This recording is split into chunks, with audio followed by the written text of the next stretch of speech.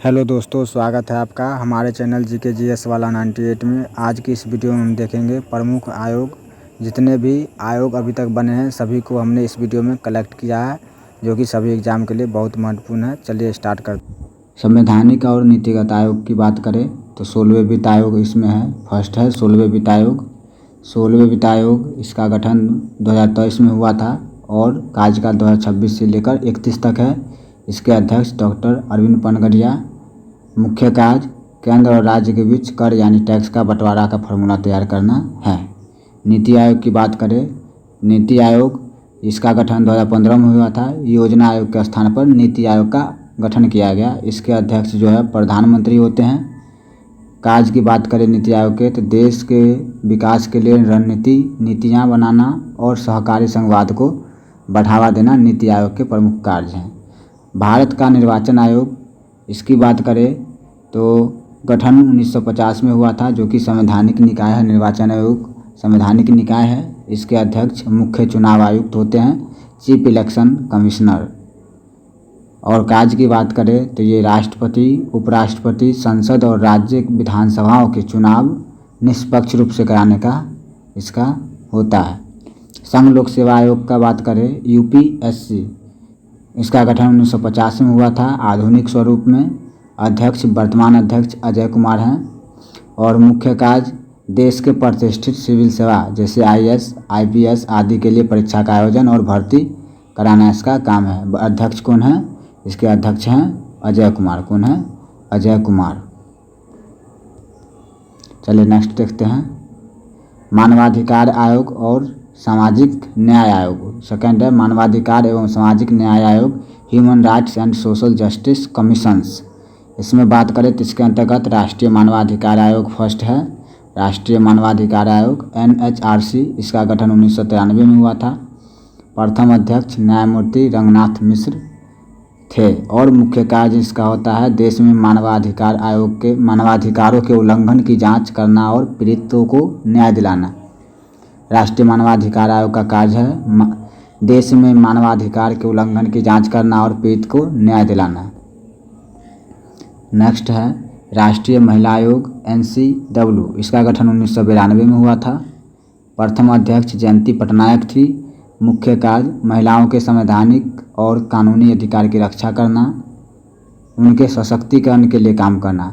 महिला आयोग का क्या काम है? महिलाओं के संवैधानिक और कानूनी अधिकार की रक्षा करना, उनके सशक्तिकरण के लिए काम करना। राष्ट्रीय अनुसूचित जाति आयोग और राष्ट्रीय अनुसूचित जनजाति आयोग इसका बात करें तो एनसी-एससी और एनसी-एसटी इसका गठन 2004 में हुआ था। 89वां संविधान संशोधन द्वारा अलग अलग किया गया। मुख्य कार्य एससी और एसटी समुदाय के अधिकार की हनन की जांच करना और उनके विकास की निगरानी करना। एससी एसटी समुदाय के अधिकारों की हनन की जांच करना और उसके विकास की निगरानी करना। नेक्स्ट देखते हैं पिछड़ा वर्ग। राष्ट्रीय पिछड़ा वर्ग आयोग एनसीबीसी इसका गठन 1993 में हुआ था। 2018 में संवैधानिक दर्जा मिला। राष्ट्रीय पिछड़ा आयोग का गठन 1993 हुआ था, लेकिन इसका संवैधानिक दर्जा कब मिला? तो 2018 में। कार्य की बात करें तो सामाजिक और शैक्षणिक रूप से पिछड़े वर्गों यानी ओबीसी के कल्याण और आरक्षण संबंधी मामलों को देखना इसका कार्य है। नेक्स्ट देखते हैं राष्ट्रीय अल्पसंख्यक आयोग। राष्ट्रीय अल्पसंख्यक आयोग एनसीएम इसका गठन 1993 में हुआ था। कार्य की बात करें तो देश के 6 अनुसूचित अल्पसंख्यक समुदाय के हित की रक्षा और विकास की समीक्षा करना इसका मुख्य कार्य है। वहीं ऐतिहासिक सुधार आयोग की बात करें, हिस्टोरिकल रिफॉर्म कमीशंस इसके अंतर्गत विधि आयोग फर्स्ट है। विधि आयोग लॉ कमीशंस ऑफ इंडिया इसका गठन 1955 में हुआ था। इसका गठन कब हुआ था? 1955 में विधि आयोग का गठन। प्रथम स्वतंत्र भारत के प्रथम विधि आयोग का गठन 1955 में हुआ था और प्रथम अध्यक्ष इसके अंतर्गत एमसी सीतलवार थे। कौन थे? एमसी सीतलवार। देश के पुराने कानूनों की समीक्षा करना इसका कार्य है और कानून सुधारों के लिए सरकार को सहायता करना, सुझाव देना। देश के पुराने कानून की समीक्षा कर नया कानून सुधार के लिए सरकार को सुझाव देना जो है इसका कार्य है विधि आयोग का। क्या है? विधि आयोग का। नेक्स्ट देखते हैं प्रथम पिछड़ा वर्ग आयोग क्या है। प्रथम पिछड़ा वर्ग आयोग, इसी को काका कालेलकर आयोग भी कहा जाता है। इसका गठन 1953 में हुआ था और इसके अध्यक्ष काका कालेलकर थे। कौन थे? काका कालेलकर, इसलिए इसको काका कालेलकर आयोग भी कहा जाता है। इसका कार्य की बात करें तो भारत में पहली बार पिछड़े वर्गों की पहचान करना का काम काका कालेलकर आयोग ने किया था। दूसरा पिछड़ा वर्ग आयोग की बात करें तो इसे मंडल आयोग भी कहा गया है। इसका गठन 1979 में हुआ था, 1979 में, और अध्यक्ष बीपी मंडल थे। मुख्य कार्य की बात करें तो अन्य पिछड़ा वर्ग यानी ओबीसी के लिए सरकारी नौकरियों में 27% आरक्षण की सिफारिश मंडल आयोग के द्वारा ही किया गया था। नेक्स्ट देखते हैं फजल अली आयोग। फजल अली आयोग की बात करें तो जिसे राज्य पुनर्गठन आयोग के नाम से भी जाना जाता है। इसका गठन 1953 में हुआ था और अध्यक्ष इसके फजल अली थे। कौन थे? फजल अली। कार्य की बात करें तो भाषा के आधार पर भारत के राज्यों की सीमाओं का पुनर्निर्धारण करना इसका कार्य है। इसके तहत 1956 में 14 राज्य बना था। इसके तहत ही 1956 में 14 राज्य बना था। नेक्स्ट देखते हैं सरकारी आयोग। सरकारी आयोग की बात करें तो इसका गठन 1983 में हुआ था और इसके अध्यक्ष न्यायमूर्ति आर.एस. सरकारिया थे। कौन थे? आर.एस. सरकारिया। और कार्य की बात करें तो केंद्र और राज्य के संबंध की समीक्षा करना और शक्ति संतुलन उपाय बताना सरकारी आयोग का काम है। ली आयोग की बात करें, ली कमीशन, इसका गठन 1923-24 में हुआ था और इसके अध्यक्ष डॉक्टर ली थे, इसलिए इसका नाम ली आयोग पड़ा।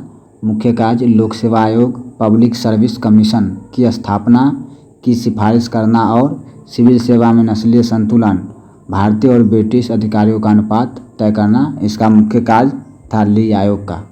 नेक्स्ट देखते हैं साइमन कमीशन। साइमन कमीशन की बात करें तो इसका गठन 1927 में हुआ था और जबकि साइमन कमीशन का भारत आगमन 1928 में हुआ था। साइमन कमीशन कब गठन हुआ था? 1927, और भारत कब आया? 1928 में, और इसके अध्यक्ष थे जॉन साइमन। मुख्य कार्य की बात करें तो 1919 के भारत सरकार अधिनियम मॉन्टेग्यू चेम्सफोर्ड रिफॉर्म के तहत शुरू की गई द्वैध शासन प्रणाली की समीक्षा करना, वहीं भारत के भावी संवैधानिक सुधारों की रूपरेखा तैयार करना इसका मुख्य कार्य था। क्या? साइमन कमीशन का क्या कार्य था? 1919 के तहत भारत सरकार अधिनियम मॉन्टेग्यू चेम्सफोर्ड रिफॉर्म के तहत शुरू की गई द्वैध शासन प्रणाली की समीक्षा करना और भारत के भावी संवैधानिक सुधारों की रूपरेखा तैयार करना इसका मुख्य कार्य था। श्रम और आर्थिक आयोग की बात करें, लेबर एंड फाइनेंशियल कमीशन, तो व्हिटली आयोग, रॉयल लेवल कमीशन इसे कहा जाता है। इसका गठन 1929 में हुआ था। इसके अंतर्गत व्हिटली आयोग या रॉयल लेबर कमीशन की बात करें तो इसका गठन 1929 में हुआ था। अध्यक्ष जॉन हेनरी व्हिटली थे। कौन थे? John Henry Whitley. और इसके कार्य की बात करें तो भारतीय उद्योगों और बागानों में काम करने वाले मजदूरों की स्थिति, स्वास्थ्य और कार्य परिस्थितियों की जांच करना इसका मुख्य कार्य था व्हिटली आयोग का।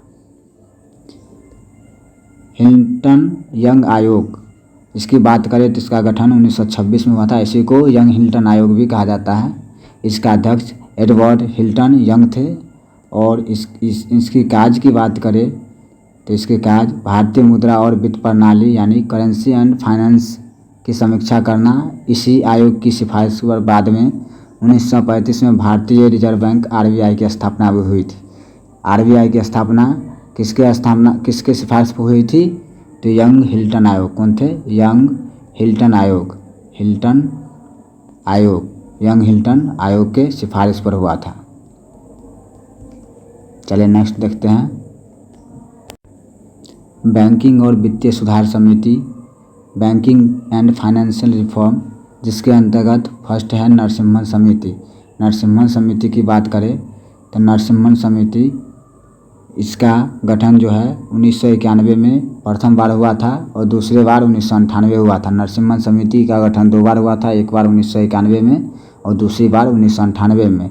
और इसके अध्यक्ष बने एम नरसिम्हन। कौन बने? एम नरसिम्हन। और इसके कार्य की बात करें तो देश के बैंकिंग ढांचे में सुधार करना, वित्तीय तरलता बढ़ाना और बैंकों के एनपीए यानी गैर निष्पादित संपत्ति को कम करने के उपाय को सुझाना इसका मुख्य काम था। किसका? नरसिम्हन आयोग का।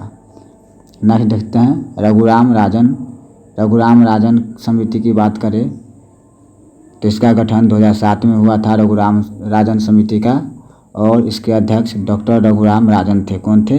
गठन 2007 में, और अध्यक्ष डॉक्टर रघुराम राजन पूर्व RBI गवर्नर थे। यही डॉक्टर रघुराम राजन के नाम पर ही इसका रघुराम राजन समिति बना, और इसका कार्य वित्तीय क्षेत्र में व्यापक सुधार लाना और देश में वित्तीय समावेशन यानी फाइनेंशियल इंक्लूजन को बढ़ावा देना इसका मुख्य काम था रघुराजन समिति का। नचिकेत मोर समिति की बात करें, नचिकेत मोर समिति नया है, तो इसका गठन 2013 में हुआ था नचिकेत मोर समिति का, और इसके अध्यक्ष नचिकेत मोर थे। नचिकेत मोर समिति का गठन 2013 में हुआ था, और इसके अध्यक्ष कौन थे? नचिकेत मोर। कार्य की बात करें तो छोटे व्यवसायों और कम आय वाले परिवारों के लिए वित्तीय सेवाओं की पहुंच आसान बनाने के लिए नए पेमेंट बैंक व स्मॉल फाइनेंस बैंक की ढांचे को सिफारिश करना इसका कार्य था। मतलब छोटे व्यवसाय और कम आय वाले परिवारों के लिए वित्तीय सेवा की पहुंच का आसान बनाना किसका काम था? नचिकेत मोर समिति का, जिसका अध्यक्ष नचिकेत मोर थे, और इसका गठन 2013 में हुआ था। नेक्स्ट है बिमल जलान समिति, इसका गठन 2018 में हुआ था, और इसके अध्यक्ष बिमल जलान थे। प्रमुख कार्य की बात करें तो ये भारतीय रिजर्व बैंक RBI के पास मौजूद अतिरिक्त आरक्षित कोष क्या है? अतिरिक्त आरक्षित कोष के हस्तांतरण के नियमों की समीक्षा करना इसका मुख्य कार्य था। नेक्स्ट है कर और आर्थिक नीति सुधार समितियां, टैक्स इकोनॉमिक रिफॉर्म्स। इसके अंतर्गत फर्स्ट है राजा चलैया समिति। कौन है?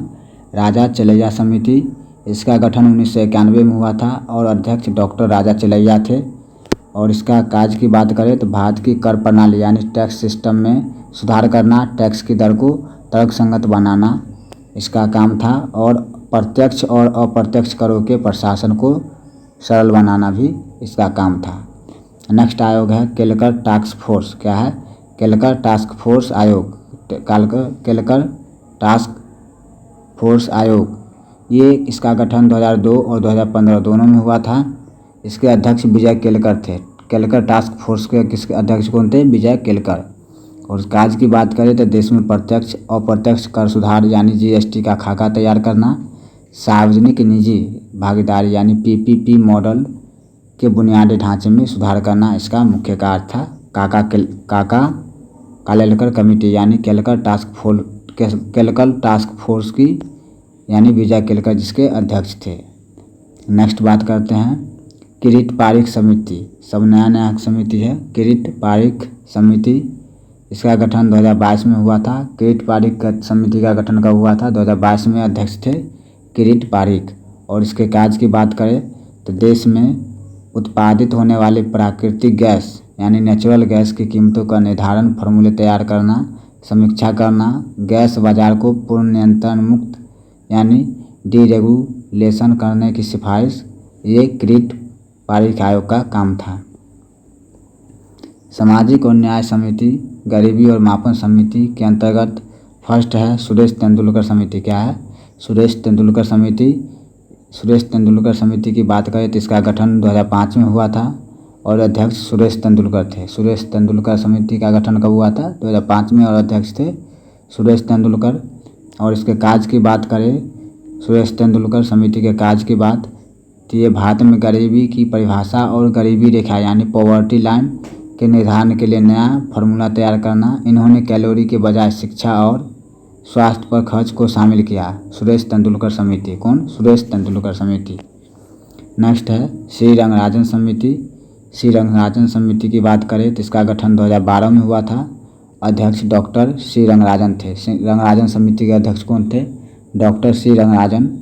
कार्य की बात करें तो तेंदुलकर समिति की पद्धति की समीक्षा करना, देश में नए सिरे से गरीबी के स्तर को आकलन करना, ये रंगराजन कमेटी का काम था।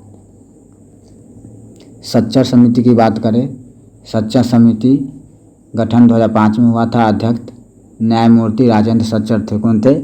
न्यायमूर्ति राजेंद्र सच्चर। कार्य की बात करें तो भारतीय मुस्लिम समुदाय की सामाजिक, आर्थिक और शैक्षणिक स्थिति का अध्ययन करना तथा उनके उत्थान के रास्ते सुझाना जो है, सच्चा समिति का काम हुआ था। न्यायमूर्ति वर्मा समिति की बात करें, न्यायमूर्ति वर्मा समिति जस्टिस वर्मा कमेटी की, तो इसका गठन 2012 में हुआ था। अध्यक्ष न्यायमूर्ति JS वर्मा थे। कौन थे? JS वर्मा। और मुख्य कार्य की बात करें तो दुष्कर्म और महिलाओं, क्या है मुख्य कार्य? दुष्कर्म और महिलाओं के खिलाफ होने वाले गंभीर अपराधों के मामले में त्वरित न्याय के लिए कड़े आपराधिक कानून में संशोधन का सुझाव दिए थे। कौन? न्यायमूर्ति JS वर्मा समिति। ये दुष्कर्म और महिलाओं के खिलाफ होने वाले गंभीर अपराध के त्वरित न्याय के लिए कड़े आपराधिक कानून में संशोधन का सुझाव दिए थे। प्रशासनिक पुलिस और चुनावी सुधार समितियां यानी एडमिनिस्ट्रेटिव इलेक्टोरल रिफॉर्म्स की बात करें तो इसके अंतर्गत फर्स्ट समिति है के संथानम समिति। कौन है? के संथानम समिति। इसका गठन 1962 में हुआ था और अध्यक्ष कस्तूरी रंगन संथानम मुख्य। कौन थे? कस्तूरी रंगन संथानम। और मुख्य कार्य की बात करें तो ये सरकारी विभागों के भ्रष्टाचार रोकने के उपाय सुझाव इस समिति की सिफारिश पर देश भर में देश भर में केंद्रीय सतर्कता आयोग CVC की स्थापना हुई थी। किसके सिफारिश पर CVC यानी केंद्रीय सतर्कता आयोग का स्थापना हुआ था? तो ये कस्तूरी रंगन संथानम समिति के सिफारिश पर हुआ था। नेक्स्ट है दिनेश गोस्वामी समिति। कौन है? दिनेश गोस्वामी समिति। इसका बात करें तो इसका गठन 1990 में हुआ था और अध्यक्ष दिनेश गोस्वामी थे। कार्य की बात करें तो देश की चुनावी प्रक्रिया यानी इलेक्टोरल रिफॉर्म्स में सुधार करना, जैसे कि EVM के प्रयोग को बढ़ावा देना और फर्जी मतदान को रोकना, ये दिनेश गोस्वामी समिति का प्रमुख कार्य था। नेक्स्ट देखते हैं उच्च स्तरीय एक राष्ट्र एक चुनाव समिति। ये सब नया है। उच्च स्तरीय एक राष्ट्र एक चुनाव समिति यानी कि रामनाथ कोविंद कमेटी। रामनाथ कोविंद कमेटी ने एक उच्च स्तरीय और एक राष्ट्र एक चुनाव समिति का गठन किया था, जिसके अध्यक्ष थे रामनाथ कोविंद, जो कि पूर्व राष्ट्रपति थे। और गठन इसका 2023 में हुआ था। मुख्य कार्य की बात करें तो देश में लोकसभा, राज्य विधानसभाओं और स्थानीय निकायों के चुनाव एक साथ कराने यानी कि वन नेशन वन इलेक्शन की व्यवहार्यता की जांच करना और अपनी विस्तृत रिपोर्ट सौंपना रामनाथ कोविंद समिति का मुख्य काम था, जो इसका एक अलग नाम था उच्च स्तरीय एक राष्ट्र एक चुनाव समिति यानी रामनाथ कोविंद समिति। नेक्स्ट देखते हैं लोक लेखा समिति की बात करें यानी पब्लिक अकाउंट्स कमेटी यानी PAC। तो इसका गठन 1921 में हुआ था। भारत सरकार अधिनियम 1919 के तहत प्रथम गठन हुआ था और अध्यक्ष परंपरा के अनुसार विपक्ष का कोई प्रमुख नेता इसका अध्यक्ष होता है। यानी कि लोक लेखा समिति का अध्यक्ष कौन होता है? तो विपक्ष का नेता होता है। लोकसभा अध्यक्ष द्वारा नियुक्ति इसका किया जाता है। नियुक्ति कौन करता है? लोकसभा अध्यक्ष। और विपक्ष का नेता जो है लोक लेखा समिति का अध्यक्ष होता है। इसके कार्य की बात करें तो भारत सरकार के खर्च के लिए सदन द्वारा दिए गए धन के विनियोग को दर्शाने वाले खाता और नियंत्रक महालेखा परीक्षक CAG की रिपोर्ट को जांच करता है। कौन करता है? विपक्ष का नेता। प्राक्कलन समिति की बात करें तो प्राक्कलन समिति एस्टीमेट्स कमेटी, तो इसका गठन 1950 में हुआ था। स्वतंत्रता के बाद जॉन मथाई की सिफारिश पर इसका गठन किया गया था। अध्यक्ष हमेशा सत्तारूढ़ का दल का कोई सदस्य इसका अध्यक्ष बनता है। प्राक्कलन समिति का अध्यक्ष कौन होता है? सत्तारूढ़ सदस्य कोई होता है। और इसका कार्य की बात करें तो इसके प्रमुख काम है बजट में शामिल प्राक्कलन यानी बजट में शामिल प्राक्कलनों की जांच करना, सरकारी खर्च में मितव्ययिता, इकोनॉमी लाने और प्रशासनिक सुधार के लिए वैकल्पिक नीतियाँ सुझाना जो है इसका मुख्य काम है। सार्वजनिक उपक्रम समिति की बात करें तो सार्वजनिक उपक्रम समिति यानी कि committee on public undertakings COPU गठन 1964 में हुआ था। कृष्ण मेनन समिति की सिफारिश पर इसका गठन किया गया था सार्वजनिक उपक्रम समिति का। सार्वजनिक उपक्रम समिति के अध्यक्ष इसके अध्यक्ष जो है ये लोकसभा सदस्यों में से नियुक्त किया जाता है। इसमें राज्यसभा का सदस्य अध्यक्ष नहीं बन सकता है। मुख्य कार्य की बात करें तो सरकारी कंपनियां जैसे कि LIC, SAIL, GAIL के खातों और रिपोर्ट और उनके व्यावसायिक विवेक की जांच करना जो है इस कमेटी की काम होता है। कौन सा कमेटी? सार्वजनिक उपक्रम कमेटी की। नेक्स्ट देखते हैं। नेक्स्ट है विशेषाधिकार समिति, कमिटी ऑन प्रिविलेजेस। गठन की बात करें तो संसद के शुरुआती वर्षों से ही अस्तित्व में है ये, और अध्यक्ष लोकसभा या राज्यसभा के पीठासीन अधिकारी द्वारा मनोनीत सदस्य इसका विशेषाधिकारी समिति का अध्यक्ष होते हैं।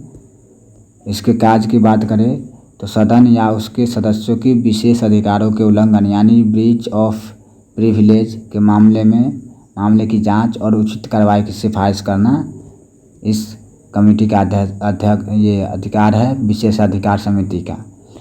सरकारी आश्वासन समिति, इसकी बात करें सरकारी आश्वासन संबंधी समिति, कमिटी ऑन गवर्नमेंट एश्योरेंस, इसका गठन 1953 में हुआ था। अध्यक्ष लोकसभा अध्यक्ष राज्यसभा के सभापति द्वारा नियुक्त सदस्य होता है। लोकसभा अध्यक्ष या राज्यसभा के सभापति द्वारा नियुक्त सदस्य सरकारी आश्वासन संबंधी कमेटी के अध्यक्ष होते हैं। और इनके कार्य की बात करें तो मंत्रियों द्वारा सदन के पटल पर दिए गए आश्वासन, वादों और संकल्पों की निगरानी करना, उन्हें समय पर पूरा किया गया या नहीं इसकी जांच करना इसका प्रमुख कार्य होता है सरकारी आश्वासन संबंधी कमेटी का। कार्य मंत्रणा समिति की बात करें, बिजनेस एडवाइजरी कमेटी, गठन संसद के नियमावली के तहत अस्थायी व्यवस्था है। अध्यक्ष लोकसभा में और उपराष्ट्रपति या सभापति राज्यसभा में इसके अध्यक्ष होते हैं। कार्य की बात करें तो सदन के सामने आने वाले विधायी और अन्य सरकारी कार्यों के समय की रूपरेखा और सारणी तय करना इसका प्रमुख काम होता है। प्रमुख संसदीय आयोग और तदर्थ समितियां, parliamentary commissions and ad hoc committee की बात करें तो इसके अंतर्गत फर्स्ट है संसदीय राजभाषा समिति, committee of parliament on official language, इसका गठन 1976 में हुआ था। राजभाषा अधिनियम 1963 की धारा 4 के तहत इसका गठन किया गया था। अध्यक्ष केंद्रीय गृह मंत्री परंपरा के अनुसार इसके अध्यक्ष होते हैं, यानी संसदीय राजभाषा समिति के अध्यक्ष हमेशा गृह मंत्री होते हैं। इसके कार्य की बात करें तो संघ के आधिकारिक उद्देश्यों के लिए हिंदी के प्रयोग में हुई प्रगति की समीक्षा करना, राष्ट्रपति को अपनी रिपोर्ट सौंपना इसका प्रमुख काम है संसदीय राजभाषा समिति का।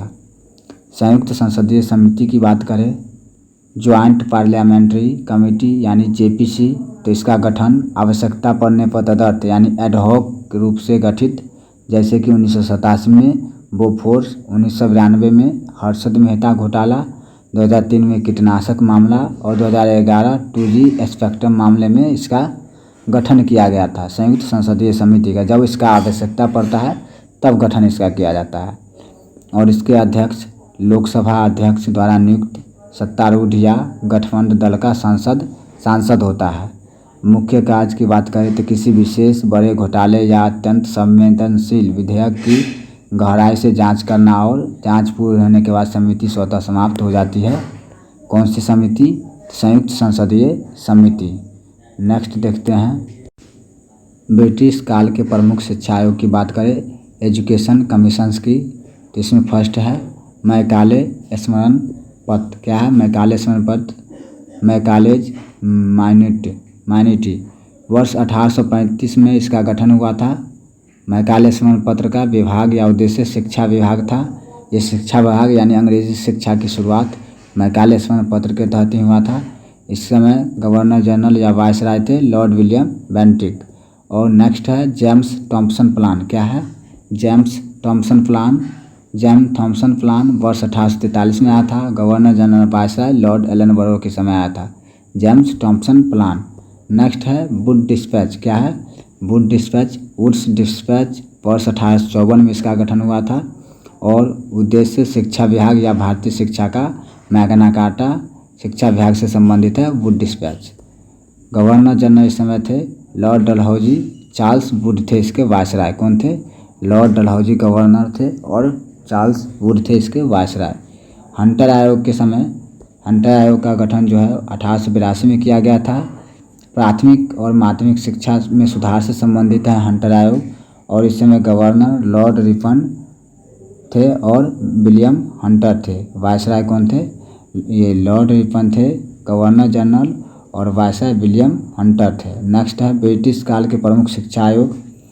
ब्रिटिश काल के प्रमुख शिक्षा आयोग की बात करें तो इसमें रेलवे आयोग है। क्या है? रेलवे आयोग, रेलवे कमीशंस एजुकेशन। इसका गठन 1902 में हुआ था रेलवे आयोग का। और गवर्नर जनरल वायसराय की बात करें तो लॉर्ड कर्जन थे इस समय रेलवे आयोग के समय। नेक्स्ट है सेटलर आयोग। सेटलर आयोग ये 1917 में आया था। शिक्षा विभाग यानी कलकत्ता विश्वविद्यालय की जांच के लिए सेटलर आयोग का गठन हुआ था। और कौन थे governor general? Chelmsford governor general थे, और वायसराय कौन थे? माइकल सेटलर थे इस समय। गवर्नर वायसराय थे माइकल सेटलर। हरकोट समिति की बात करें, हरकोट समिति 1929 में आया था। विभाग या उद्देश्य शिक्षा विभाग से संबंधित है। व्यावसायिक शिक्षा पर जोर दिया गया हरकोट समिति के तहत।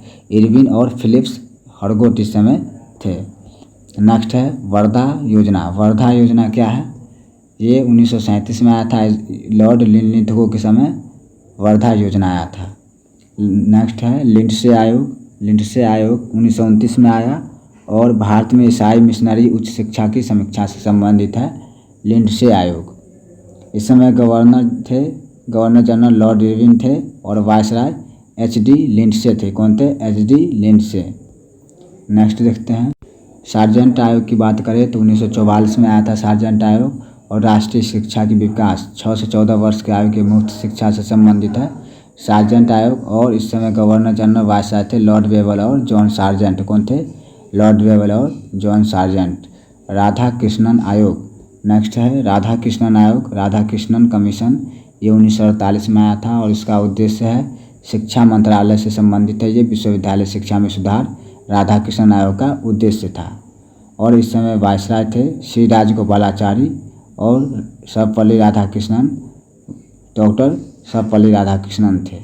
एचिसन आयोग की बात करें, एचिसन आयोग इसका गठन 1886 में हुआ था। लोक सेवा विभाग से संबंधित है, सिविल सर्विसेज से एचिसन आयोग। और लॉर्ड डफरिन या चार्ल्स एचिसन के समय इसके अध्यक्ष थे चार्ल्स एचिसन, और गवर्नर जनरल थे लॉर्ड डफरिन इस समय एचिसन आयोग के समय।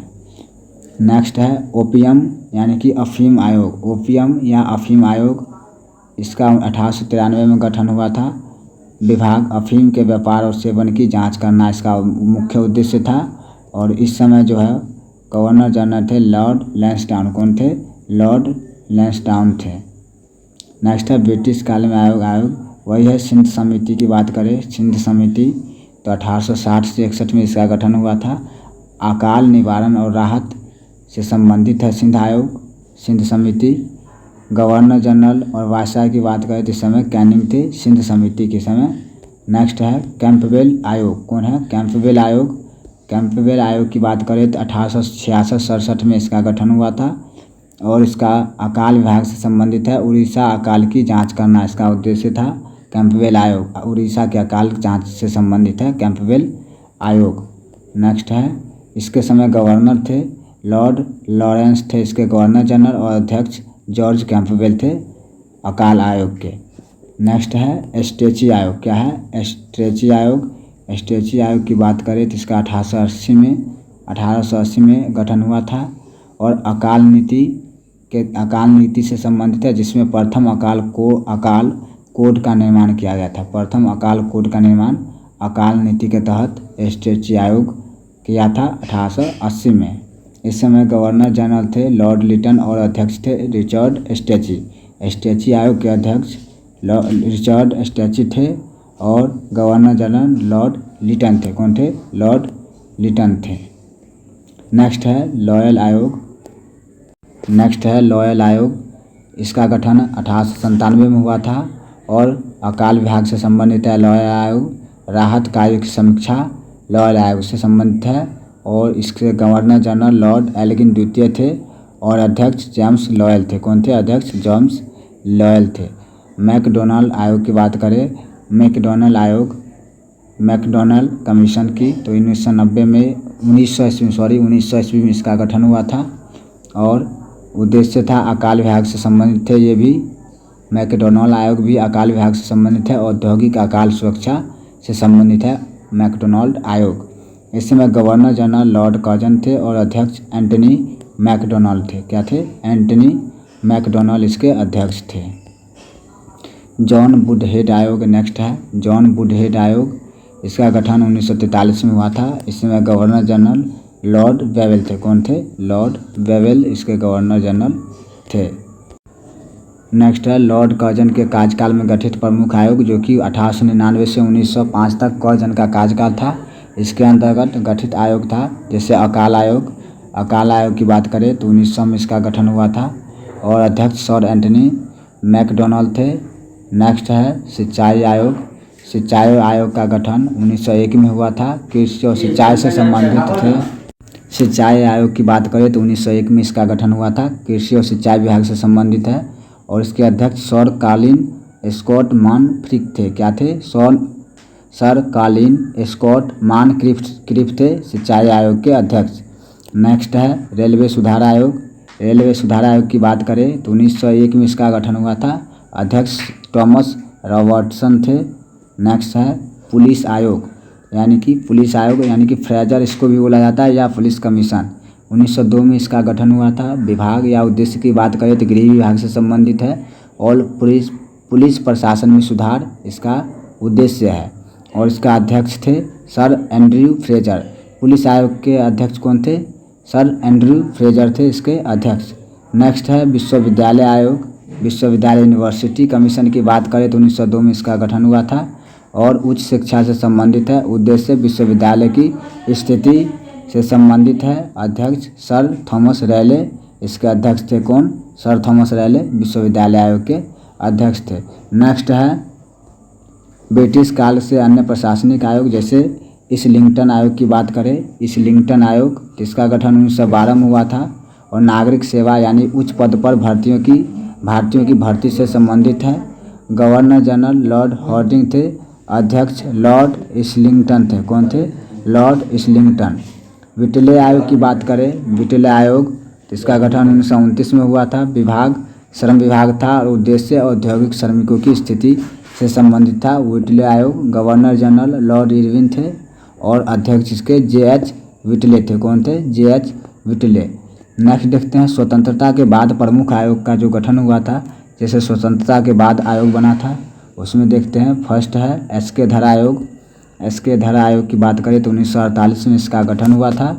विभाग गृह मंत्रालय के अंतर्गत आया था और उद्देश्य भाषाई प्रांत का गठन करना एस.के. धर आयोग का उद्देश्य था। इसमें प्रमुख व्यक्ति थे या अध्यक्ष एस.के. धर इसके अध्यक्ष थे एस.के. धर आयोग के। नेक्स्ट है वित्त आयोग, फाइनेंस कमीशन। वित्त आयोग की बात करें तो वित्त आयोग फाइनेंस कमीशन इसका गठन 1951 में हुआ था। वित्त मंत्रालय के अधीन केंद्र राजस्व बंटवारा करना इसका उद्देश्य था। केंद्र और राज्य में बंटवारा करना राजस्व का इसका वित्त आयोग का उद्देश्य था। प्रमुख व्यक्ति या अध्यक्ष इसमें बात करें तो के.सी. नियोगी इसके प्रथम अध्यक्ष थे। वित्त आयोग के प्रथम अध्यक्ष थे के.सी. नियोगी। नेक्स्ट देखते हैं काका कालेलकर आयोग। काका कालेलकर आयोग इसका गठन 1953 में हुआ था और सामाजिक न्याय मंत्रालय के अधीन प्रथम पिछड़ा वर्ग आयोग, ये काका कालेलकर आयोग को ही बोला जाता है। और प्रमुख व्यक्ति या अध्यक्ष की बात करें तो इसके अध्यक्ष थे काका कालेलकर। नेक्स्ट है फजल अली आयोग। फजल अली आयोग की बात करें तो 1953 में इसका गठन हुआ था और गृह मंत्रालय के अंतर्गत इसका मुख्य उद्देश्य था राज्य पुनर्गठन। राज्य पुनर्गठन से संबंधित है फजल अली आयोग और इसके अध्यक्ष थे फजल अली। इसके अध्यक्ष कौन थे? फजल अली इसके अध्यक्ष थे। नेक्स्ट है बलवंत राय मेहता समिति। इसका गठन 1957 में हुआ था। विभाग पंचायती राज से संबंधित है और इसका मुख्य उद्देश्य त्रिस्तरीय पंचायती प्रणाली में सुधार करना इसका मुख्य उद्देश्य था। प्रमुख व्यक्ति की बात करें इसमें या अध्यक्ष का तो बलवंत राय मेहता इसके अध्यक्ष थे। नेक्स्ट है कोठारी आयोग। कोठारी आयोग की बात करें तो इसमें 1964 में इसका गठन हुआ था और शिक्षा मंत्रालय से संबंधित है। आधुनिक शिक्षा नीति का ढांचा ये कोठारी आयोग से संबंधित है। ये शिक्षा मंत्रालय से संबंधित है कोठारी आयोग। इसके अध्यक्ष थे डॉक्टर DS कोठारी कौन थे? डॉक्टर DS कोठारी इसके अध्यक्ष थे। नेक्स्ट बात करें शाह आयोग। नेक्स्ट है शाह आयोग। इसका गठन 1977 में हुआ था और गृह मंत्रालय से संबंधित है। आपातकाल की ज्यादतियों की जांच करना शाह आयोग का काम था। प्रमुख व्यक्ति या अध्यक्ष इससे JC शाह से संबंधित थे, शाह आयोग से। नेक्स्ट है मंडल आयोग। मंडल आयोग का गठन 1979 में हुआ था। सामाजिक न्याय मंत्रालय यानी OBC को 27% आरक्षण देने से संबंधित है मंडल आयोग, जो कि पहले भी देख चुके हैं हम। इसके अध्यक्ष BP मंडल थे। मंडल आयोग के अध्यक्ष BP मंडल थे। सरकारी आयोग की बात करें तो इसका गठन 1983 में हुआ था। ये केंद्र राज्य संबंध की समीक्षा करना सरकारी आयोग का मुख्य उद्देश्य था और इसके अध्यक्ष RS सरकारिया थे। कौन थे? RS सरकारिया। नरसिम्हन समिति की बात करें तो इसका गठन 1991 में हुआ था और वित्त बैंकिंग विभाग से संबंधित था। बैंकिंग क्षेत्र में सुधार करना नरसिम्हन समिति का मुख्य उद्देश्य था और जिससे संबंधित व्यक्ति या अध्यक्ष M नरसिम्हन थे। कौन थे? M नरसिम्हन थे। राष्ट्रीय मानवाधिकार आयोग की बात करें, ये भी पहले देख चुके हैं। 1993 में इसका गठन हुआ था। गृह मंत्रालय से संबंधित है। मानवाधिकारों आयोग की संरक्षण करना इसका मुख्य उद्देश्य था। और अध्यक्ष की बात करें तो न्यायमूर्ति रंगनाथ मिश्र इसके प्रथम अध्यक्ष थे राष्ट्रीय मानवाधिकार आयोग के। पुंछी आयोग की बात करें तो पुंछी आयोग का गठन 2007 में हुआ था।